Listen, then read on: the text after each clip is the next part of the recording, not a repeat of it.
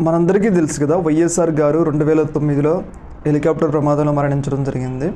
అయితే వైఎస్ఆర్ గారు మరణించిన తర్వాత కొన్ని కీలక పరిణామాలు అయితే రెండు రాష్ట్రాల్లో జరిగినాయి.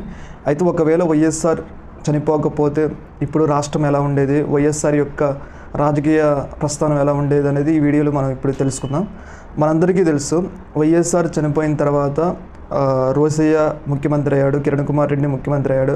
రెండు రాష్ట్రాలు విడిపోయిన తర్వాత కేసీఆర్ ముఖ్యమంత్రి అయ్యాడు, చంద్రబాబు నాయుడు ముఖ్యమంత్రి అయ్యాడు, సీఎం జగన్మోహన్ రెడ్డి ముఖ్యమంత్రి అయ్యాడు, రీసెంట్గా సీఎం రేవంత్ రెడ్డి కూడా ముఖ్యమంత్రి అయ్యాడు. ఒకవేళ కనుక వైఎస్ఆర్ బతికి ఉంటే వీళ్ళందరికీ ముఖ్యమంత్రి అవకాశాలు రాకపోయి ఉండే. ఎందుకు ఈ విషయం చెప్తున్నారంటే, వైఎస్ఆర్ 2004 నుంచి 2009 వరకు చేసిన అభివృద్ధి ఉన్నది చూసారా, ఆ యొక్క అభివృద్ధి వల్ల ఇప్పటికి కూడా వైఎస్ఆర్ యొక్క అభిమానులు వైఎస్ఆర్ని ఇప్పటికి కూడా పొగుడుతూ ఉంటారు. ఒక్క 5 సంవత్సరాల్లోనే ఆరోగ్యశ్రీ 108 వివిధ రకాల పథకాలు ప్రవేశపెట్టి ప్రజల గుండెల్లో వైఎస్ఆర్ అయితే కీలకంగా నిలవడం జరిగింది. అర్థమైందా? వైఎస్ఆర్ ఆ యొక్క స్ట్రాంగ్నెస్, ఆ యొక్క గొప్పతనంతో ఇప్పటికి కూడా వైఎస్ఆరే ముఖ్యమంత్రిగా కొనసాగుతుండేవాడు ఆయన చేసిన అభివృద్ధి వల్ల. అంటే ఇప్పుడు ఒకవేళ వైఎస్ఆర్ బతికుంటే ఇప్పటికి కూడా వైఎస్ఆర్ ముఖ్యమంత్రిగా అయ్యేవాడు. ఒకటి, వైఎస్ఆర్ చనిపోవడం వల్ల 6గురికి ముఖ్యమంత్రులుగా అవకాశం వచ్చింది. ఇందాక నేను చెప్పిన పేర్లు ఉన్నాయి కదా, ఇంతమందికి ముఖ్యమంత్రిగా అవకాశం వచ్చింది. ఒకవేళ వైఎస్ఆర్ చనిపోకపోతుంటే తెలంగాణ ఏపీ రెండు ప్రత్యేక రాష్ట్రాలు ఏర్పడకపోయాయి, ఏపీఏ ఉమ్మడి రాష్ట్రంగా ఉండేది. ఒకవేళ వైఎస్ఆర్ ఉండుంటే ఈ యొక్క రాష్ట్రం ఇంత రాజకీయం ఇంత బలహీనం అయ్యేది కాదు, తెలంగాణ ఉద్యమం అంత స్ట్రాంగ్గా ప్రజల్లోకి వెళ్ళేది కాదు. అదొక కీలక విషయం.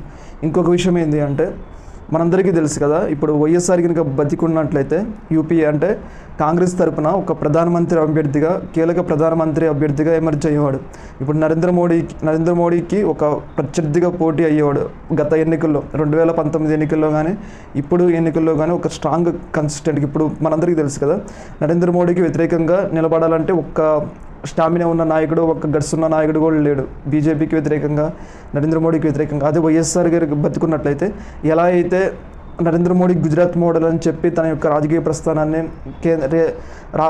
భారతీయ రాజకీయాల్లో కొనసాగిస్తుండో, కేంద్ర నాయకత్వంలో కొనసాగిస్తుండో, అదే కనుక వైఎస్ఆర్ కూడా బతుకున్నట్లయితే ఈ యొక్క 15 సంవత్సరాల అభివృద్ధిలో ఏపీ మోడల్ అని చెప్పేసి, అటు గుజరాత్ మోడల్ వచ్చేసి పారిశ్రామికవేత్తలకి మోడల్గా ఉండే, అదే సంక్షేమానికి అంటే ఏపీ మోడల్ వచ్చే సంక్షేమానికి మోడల్గా ఉండే.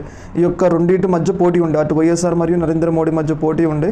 ఒక స్ట్రాంగ్ నరేంద్ర మోడీకి వ్యతిరేకంగా కాంగ్రెస్ తరఫున ఒక స్ట్రాంగ్ క్యాండిడేట్గా వైఎస్ఆర్ ఎమర్జ్ అయ్యి తమ యొక్క రాజకీయ ప్రత్యర్థిని ఢీకొని ఒకవేళ ప్రధానమంత్రి అయినా కానీ ఆశ్చర్యం పోయే అవసరం ఉండిపోయేది. ఎందుకంటే సంక్షేమ విషయంలో మరియు డెవలప్మెంట్ విషయంలో వైఎస్ఆర్ గారు చేసిన అభివృద్ధి, మరి ఆ యొక్క అభివృద్ధి అనేది, ఆ యొక్క స్థాయి అనేది అలా ఉన్నది. మరి వైఎస్ఆర్ గారు బతుకుంటే ఖచ్చితంగా ప్రధానమంత్రి అభ్యర్థిగా అయితే కాంగ్రెస్ తరఫున నిలిచి ఉంటాడని నా అభిప్రాయం.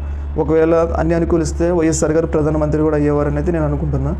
మీరు మీ అభిప్రాయం చెప్పండి. ఒకవేళ వైఎస్ఆర్ గారు బతుకుంటే పరిస్థితులు ఎలా ఉంటాయి అనేది చూడండి. మరి మీ నా ఎనాలిసిస్ నచ్చితే లైక్ చేయండి. చూడండి, అంటే వైఎస్ఆర్ గారు బతికుంటే ఎలా ఉండేదనేది ఒక వీడియో